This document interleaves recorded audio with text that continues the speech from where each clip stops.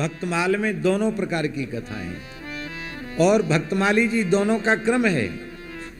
पहली कथा में है एक भूप भागवत की कथा सुनत हरि होय रति। कैसा भक्त था? उल तिलक दामधर कोय ताहि गुरु गोविंद जाने, खट दर्शनी अभाव सर्वथा घट करी माने। कोई मस्तक पर तिलक तुलसी धारण करके उसको गुरु और गोविंद के रूप में वो अनुभव करता था। भाण लोग संत का वेश बनाकर आ गए और नरपत के दृढ़ नेम ताहिए चरण धुवाए। राजा ने भाणों के भी चरण, वो जानते थे भाणों का कपट खुल गया वहां आकर, वो भाण जैसी नकल करने लग गए। पर राजा ने कहा भले ही ये भाण जैसा प्रहसन कर रहे हैं, इन्होंने अपने भाणपने को प्रकट कर दिया, पर इनके मस्तक पर तिलक है, गले में तुलसी है, संत का वाना है, हम तो इनको संत ही मानते हैं। ऐसा मानकर राजा ने चरण धोए। उस परम भागवत राजा के स्पर्श की महिमा से भाण भेष गाढ़्यो गयो। उन भाणों के हृदय में दृढ़ भक्ति प्रकट हो गई। दरस परस उपजी भगति, एक भूप भागवत की कथा सुनत हरि होय रति। तो तिलक तुलसी देखो, चिन्ह देखो भक्ति के, तो वेशनिष्ठ राजा को आदर्श मानकर भक्ति करना, और तिलक तुलसी आदि कोई चिन्ह न दिखाई पड़े, भूले भटके भी नाम न लेता होए, तो उसे अंतर्निष्ठ भक्त मान लो। बस भक्त सबको मान लो। परम धर्म का आचरण करने वाला राजा नाहिन धुजी, ये झंडा नहीं लगा रखा था उसने कि हम भक्त हैं भगवान के, साइन बोर्ड नहीं लगा रखा था भक्ति का, लेकिन वो परम धर्म का आचरण करता था। इतना विलक्षण राजा था कि उसकी रानी भी यह नहीं समझ पाई कि मेरा पति भक्त है। और रानी भक्ता थी, प्रकट भक्ता थी। वो दिन रात रोती थी कि ये कब सुधरेंगे, इनकी बुद्धि में कब भगवान की भक्ति प्रकट होगी। माताओं को हम वंदन करते हुए प्रार्थना कर रहे हैं, इस दोष दुर्गुण को आज ही त्याग दो। माताएं प्रायः खुद तो कम भजन करती, उनको ज्यादा परेशानी इसकी बात की रहती है, पति भजन नहीं कर रहे हैं। अरे भाई, भजन नहीं कर रहे हैं, तुम कैसे घोषणा करती हो भजन नहीं कर रहे हैं? तुम भीतर घुस के देखा है तुमने? तुम कितना कर रही हो अपना देखो ना। नारायण तू बैठ के अपनो भवन बुहार। हमारे पास तो ज्यादा से ज्यादा माताएं, महाराज जी इनकी बुद्धि कब शुद्ध। अरे भाई, तुम्हारी तो शुद्ध हो जाए। शास्त्र कहता नारी को पतिव्रता होनी चाहिए, और पतिव्रता पत्नी का धर्म है, पति में परमात्मा का अनुभव करे। तो परमात्मा की बुद्धि शुद्धि की प्रार्थना कर रही हो भाई। धर्मशास्त्र की दृष्टि से पति परमात्मा है, तो तुम सीधे सीधे करे को भगवान की बुद्धि खराब हो गई, इनकी बुद्धि सुधर जाए। तो तुमने उनको भगवत भाव से कहां देखा?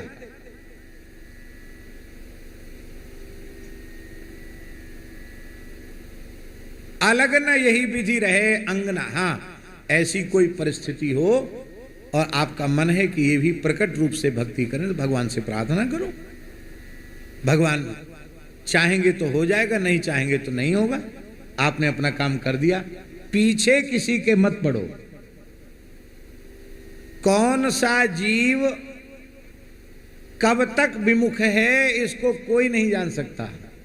क्या जगाई मधाई के संबंध में कोई सोच सकता था ये महाप्रभु के कृपा भाजन बन जाएंगे, इनको गौरहरि अपना प्रेम प्रदान करके कृतकृत्य कर देंगे, ये अहंकार के पुतले अपने अहंकार को विगलित करके और दीनहीन बन जाएंगे, निरंतर हरे कृष्ण मंत्र का जप करेंगे, वैष्णवों की सेवा करेंगे, उनकी जूठी पत्तल उठावेंगे, उनका अधरामृत उनका चरणामृत लेंगे। क्या ये कोई कल्पना कर सकता था? पर श्रीपाद नित्यानंद प्रभु की करुणा भरी दृष्टि पड़ी, श्री नामाचार्य हरिदास ठाकुर की पतित पावनी दृष्टि पड़ी, और करोड़ों करोड़ों अजामिलों से भी जो गए बीते थे, ऐसे जगाई मधाई गौर हरि के पार्षद बन गए हैं।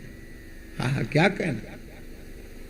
इसलिए आज वह विमुख है, कल वह भक्त हो गया तो आपको तो भक्तापराध लग गया। अथवा आज भक्ति नहीं दिखाई पड़ रही है, पूर्व जन्म का भगवान का भक्त हुआ तो, अथवा इस जन्म में भक्ति नहीं है, अगले जन्म में किसी संत की कृपा भरी दृष्टि पड़ने पर वो भक्त बन गया तो। इसलिए क्या परेशानी है, आप सबको भक्त मान लो, कोई परेशानी नहीं। पर अलग न यही विधि रहे, अंगना मरम न पावे। रोती थी, प्रभु ये कब भक्त बनेंगे। एक दिन की बात है, सोते समय राजा के मुख से राम नाम निकला। राम। बिहारी श्री प्रियादासी ने लिखा, निकस्यो हा बिहारी है, रसमय नाम ने कहा, हे बिहारी जी कहाँ हो। रानी ने देखा कि ये तो विरह रस में सनी हुई वाणी है, ये विलक्षण नाम तो कोई प्रेमी ही इस प्रकार से उच्चारण कर सकता है। दीपक की बत्ती आगे बढ़ाई, कक्ष में प्रकाश हुआ तो रानी प्रेम पथ का अनुभव प्राप्त कर चुकी थी। वो विचार करने लगे कि अरे इस राजा के संपूर्ण शरीर में प्रेम के लक्षण प्रकट हो रहे हैं। ओहो, ये प्रेम के लक्षण तो सामान्य मनुष्य में उत्पन्न नहीं हो सकते, ये प्रेम के दिव्य लक्षण तो किसी प्रेमी महापुरुष में ही प्रकट होते हैं। ये तो महान भक्त है और मैंने इसे विमुख मान लिया। हाय हाय। तो जैसे ही शरीर में कंपन और स्वेद आदि हो रहा था, रानी ने जैसे ही पूछने का प्रयत्न किया, स्पर्श किया, वही दशा रानी की भी हो गई। अरे ये इतना उच्च कोटि का प्रेमी है कि इसके स्पर्श से मेरे भीतर प्रेम के सात्विक भाव संक्रमित हो गए। हाय हाय, मैं अब तक अपराध करती रही, इन्हें विमुख मानकर, नास्तिक मानकर व्यवहार करती रही। राजा अपने उठा चला गया अपने काम धंधे में। रानी उठी, अपना स्नान ध्यान करके ठाकुर जी की सेवा पूजा करके पूरा महल सजवाया। सहनाई बज रही है, ब्राह्मण स्वस्ति वाचन कर रहे हैं, वैष्णव खूब खोल कर ताल बजा के कीर्तन कर रहे हैं। राजा आया दोपहर में भोजन करने, तो राजा ने कहा, देवी कहो आज कौन सा उत्सव है। तुम्हारे यहाँ रोज कोई ना कोई त्योहार होते हैं, भक्तों के मनोरथ होते हैं ना, आज ये मनोरथ, आज ये त्योहार, आज वो त्योहार, कोई ना कोई तुम्हारे यहाँ उत्सव होता ही रहता है। आज कौन सा उत्सव है, आज इतनी सजावट महल की कैसे। तो रानी ने हाथ जोड़कर कहा, महाराज आज आपका जन्मोत्सव है, आपका प्राकट्य महोत्सव है। तो राजा ने कहा, नहीं नहीं, मेरी जन्म तिथि तो ये नहीं है। बोले महाराज आप अब बनाओ मत, इतने लंबे समय तक आप दासी को ठगते रहे, अब आप ठग नहीं सकते हो, क्योंकि मैं आपको पहचान चुकी हूं, आप एक महान प्रेमी अनुरागी भगवत भक्त हैं। तो कहा, तुम्हारी बहकी बहकी सी बातें हमारी समझ में नहीं आती, क्या बिना सिर पैर की बातें कर रही हो। बोले अब छिपाइए मत, मनुष्य जो जागृत में करता है वही उसके स्वप्न में आता है। आप निरंतर भगवान के नाम रूप लीला का चिंतन करने वाले हैं, आज रात्रि में स्वप्न के समय आपके मुख से भगवान का नाम निकला, और वो भी प्रेम विरह से सना हुआ नाम निकला। राजा ने कहा, नहीं नहीं, तुम्हें भ्रम हो गया होगा।